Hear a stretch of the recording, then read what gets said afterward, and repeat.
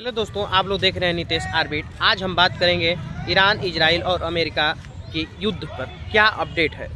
अब 2-3 दिन पहले ही ट्रंप ने और इजराइल और ईरान ने मिलकर सीज फायर किया क्या कि 2 हफ्तों तक हम लोग युद्ध नहीं करेंगे।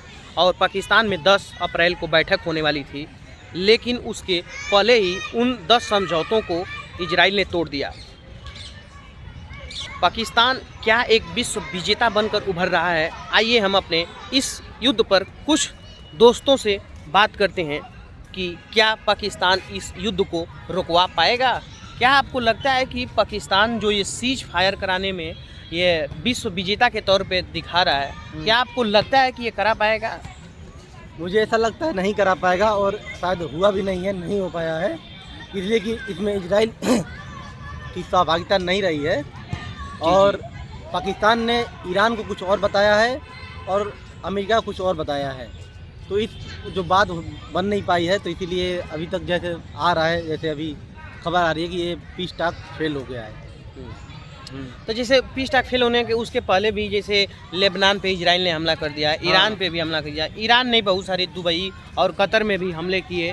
तो जैसे इस फेज में फिर पाकिस्तान अपने आप को कैसे पेश करता है जब उसके सीज फायर का ही उल्लंघन हो गया? तो आप इसके तौर पर कैसे देखते हैं? पाकिस्तान को क्या मानते हैं कि वो अगला कतर हो सकता है क्या?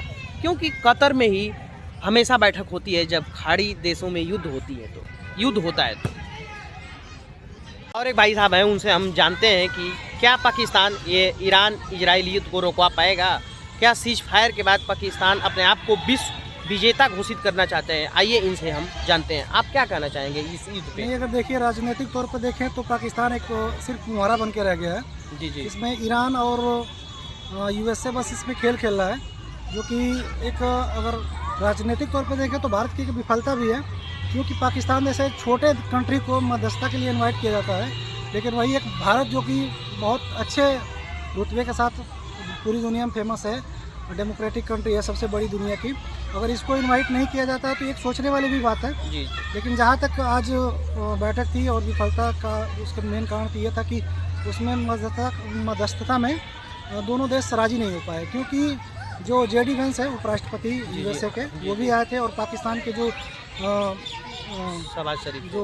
शहनाज शरीफ है हमारी जो पीएम है, और इसमें मेन भूमिका निभा रहे थे पाकिस्तान के ही जो जनरल हैं आसिफ मुनीर। तो उनका कुछ वैसे था नहीं, लेकिन बस ये एक दिखाने के लिए दुनिया को पाकिस्तान को बीच में लाया गया, जो कि एक नाटकीय रूप था। बस वो दर्शाया गया था कि हाँ, पाकिस्तान को एक होता है ना कि गधे को कितने भी ऊपर चढ़ाया जाए तो वो गधा ही रहता है। तो पाकिस्तान को वही दिखाने की कोशिश की गई थी। हालांकि इस पर राजनीतिक तौर पर पाकिस्तान की बेइज्जती भी है कि एक छोटे कंट्री को मध्यस्थता के लिए लाया गया, लेकिन वो विफल रहा। वो तो पहले ही परिणाम पता था कि वो विफल होगा ही होगा, क्योंकि पाकिस्तान की औकात नहीं है किसी 2 सुपर पावर देशों के बीच में मध्यस्थता कराने के लिए, क्योंकि वो खुद दूसरे देशों पर निर्भर है हर एक चीज़ के लिए। वहीं एक भारत को भी ये संदेश भेजा गया कि हाँ, राजनीतिक तौर पर से उसको बहिष्कार किया जा सकता है, बशर्ते ये एक यूएसए की चाल थी और कुछ नहीं था। बाकी इस पर राजनीतिक तौर पर कुछ फ़र्क नहीं पड़ेगा भारत पे। लेकिन जहाँ तक उम्मीद है, और जो कंट्री है जो जैसे स्टेट ऑफ हॉर्मुज है, उसके माध्यम से जो आ रही है हमारे पास गैसेस की सप्लाई होती है या पेट्रोलियम की, तो थोड़ा बहुत उस पर इम्पैक्ट पड़ सकता है, लेकिन वो फिर कंट्री देख लेगी अपना। जैसे क्या आपको लगता है कि जैसे पाकिस्तान ने सीज फायर करवाया और इधर सीज फायर का उल्लंघन करते हुए इजराइल ने फिर से लेबनान पे आक्रमण कर दिया, और फिर ईरान ने भी कुवैत, दुबई, इन देशों पे हमला कर दिया, तो इस पर आप क्या कहना चाहेंगे कि किस तरीके से ये युद्ध रुक पाएगा? क्या ट्रंप के ट्वीट करने के बाद भी युद्ध नहीं रुक रहा है? आखिर ये आगे कहाँ तक ये जा सकता है युद्ध?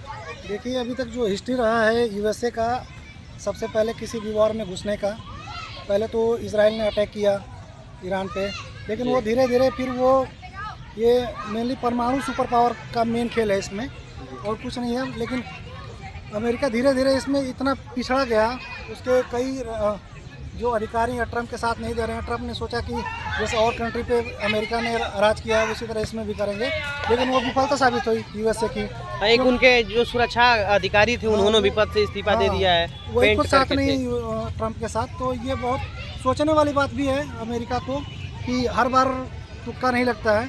अब ईरान उभर के आया अच्छे तौर पे, क्योंकि अब वो उल्टा पड़ गया दावे।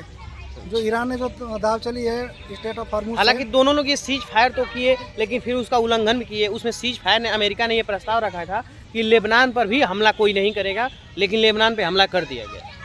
ये लेबनान पे हमला किया गया है, लेकिन इसके पीछे भी यूएसए ही है। यूएसए फ्रंट से कुछ और गेम खेल रहा है और बैक साइड से कुछ और गेम खेल रहा है। हालांकि जो इजराइल है, इजराइल का भी पूरा इसमें हाथ है यूएसए के साथ मिलके, तो इसमें कुछ कहा नहीं जा सकता अभी। इसमें रसिया का क्या कनेक्शन हो सकता है, इस पर आप कुछ कहना चाहेंगे?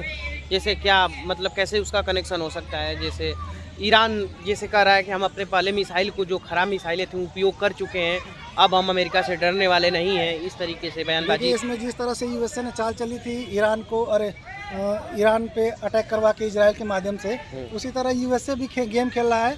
वो पीछे से ईरान के पीछे है, और जो भी जैसे अभी ईरान ने बिटकॉइन पे वो किया है कि जो भी तेल खरीदा जाएगा बिटकॉइन के माध्यम से ही खरीदा जाएगा, तो वो पूरा खेल यूएसए का ना होकर पलट गया है सिर्फ उसमें रसिया पे।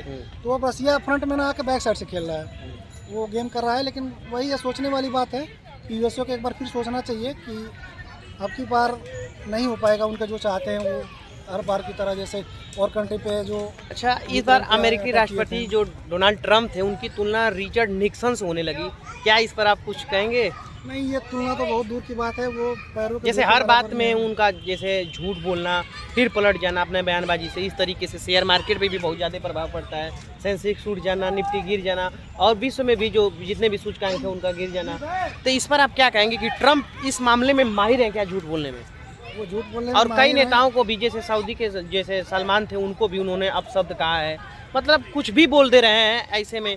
और अभी युद्ध जीते ही नहीं तो बोल दे रहे हैं कि हम जीत गए, जब ईरान ने अपना पूरा समझौता रख ही दिया, तो आप जीते कैसे? देखिए, वो ट्रंप का एक वो है ना कि जो कहावत है कि भारत में कि बुढ़ापे में लोग सठिया जाते हैं, तो वही इस समय उनकी हालत है ट्रंप की। क्योंकि उनके कोई भी अधिकारी जो उच्च अधिकारी हैं, ऊंचे पद पे हैं उनके, तो वो सब इस्तीफा देना है। रीज़न यही है कि उनको पता है कि अब वो दुनिया उस तरह से नहीं रह गई है, सब सुपर पावर है अपने आप में ही। अगर आप किसी को आँख दिखाएंगे तो सामने वाला नज़रें नहीं झुकाएगा, वो भी आँख दिखाएगा। वो चाहे नेपाल हो, भूटान हो, या कोई और भी कंट्री हो। तो यूएसए को बहुत सोचने की बात है अब, वो पहले जैसा जो अब वो इतिहास में रह चुका है उसका, किसी भी देश पे, जैसे यूक्रेन पे उसने किया था रसिया के साथ, लेकिन फिर वो पलट के मार खा गया यूएसए। फिर रसिया ने अपना दबदबा बना लिया, तो अब दबदबा बनाने की कोशिश कर रहा है यूएसए, लेकिन हो नहीं पाएगा अब। तो यही है इसमें। ठीक है, अब भैया ने सब कुछ डिफाइन किया कि कैसे अमेरिका, इजराइल, ईरान युद्ध का अपडेट था, कैसे पाकिस्तान के बोल रहे थे भैया उनके बारे में कि जिसके घर में दाने नहीं हैं, फुल दाने बिना लाले पड़े हैं, वो चल रहा है समझौता कराने। आप लोग बने रहिए नितेश हार्टबीट में, और भी आगे हम ईरान इजराइल युद्ध का अपडेट लेकर आएंगे।